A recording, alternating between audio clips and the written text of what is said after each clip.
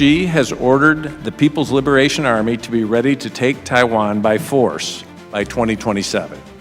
A war over Taiwan would be much, much worse than even the COVID pandemic at its height. Wait. China must be stopped. But how exactly?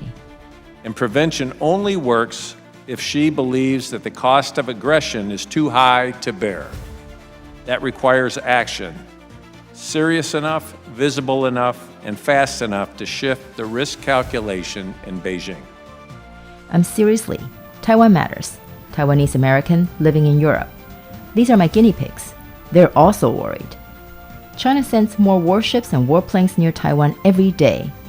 In 2024 alone, Chinese military aircraft entered Taiwan's air defense zone over 3,000 times.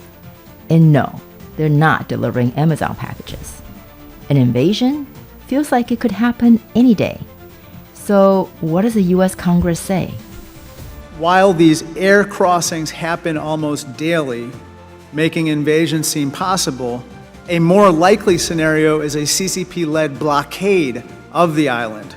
And here's how it could unfold. Step one, the PLA calls snap exercises, like those after Speaker Pelosi's 2022 visit. You see all these ships surrounding the island.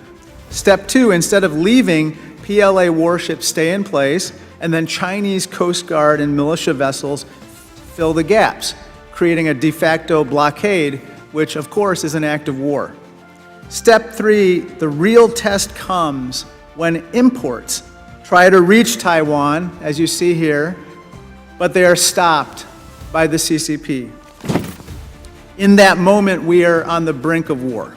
What more, Secretary Campbell, do we need to do to show Xi Jinping that he should never think about trying to blockade Taiwan because it would fail? Deterrence comes with a recognition that if such steps were taken, that China would face the most brutal financial steps taken against it, not just by the United States, but by other countries as well. We also need more stepped-up military capabilities. Our answer to that, frankly, is our submarine force. I believe if the United States, Australia, and Great Britain can step up our joint capabilities, that is a major deterrent.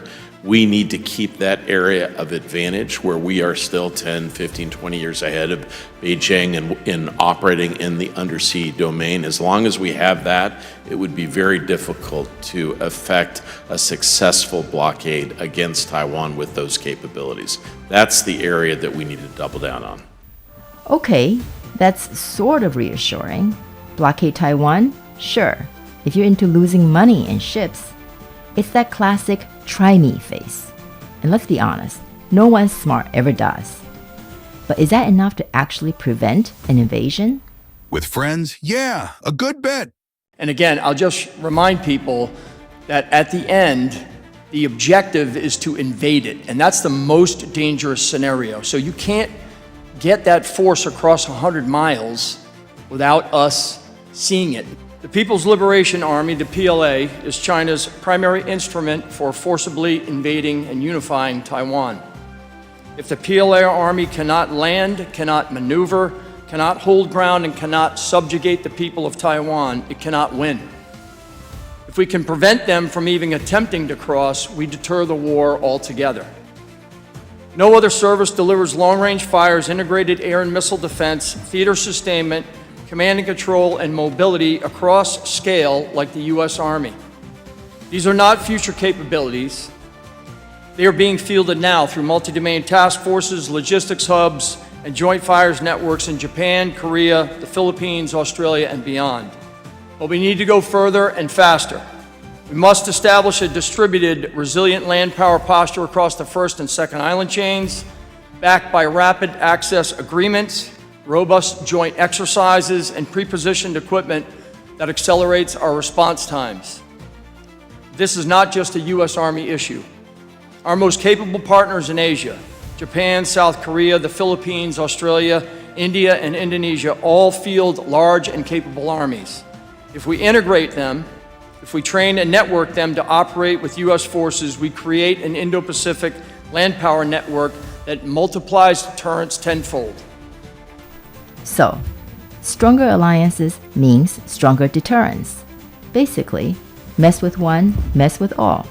Simple math, high stakes. Stopping China from attacking Taiwan isn't just possible, it's necessary. And yes, it can work. Taiwan's security is not only about protecting a vibrant democracy, it is about preserving regional stability, defending U.S. interests, and maintaining the credibility of our alliance network. And I will also tell you, countries in Europe who also believe that the maintenance of peace and stability is in our interests. Beijing takes notice in how other countries respond, and the fact that we've gone from one or two countries talking about the importance to Taiwan to absolutely dozens now is an enormous achievement. Cool. If you're into war games and simulations, check the links in the description. CSIS and friends. Nerd heaven. But while everyone is watching ships and planes, China's already fighting a different war. Cyber. Hacking, malware, disinformation. Quiet, sneaky, highly effective, and messing with your safety, your vote, your mind. Are democracies paying attention? Not enough. We're making a separate video on this, linked here when it's done. Meanwhile, the piggies and I are staying on alert, because preventing an invasion of Taiwan isn't just about Taiwan. It's about defending democracy itself.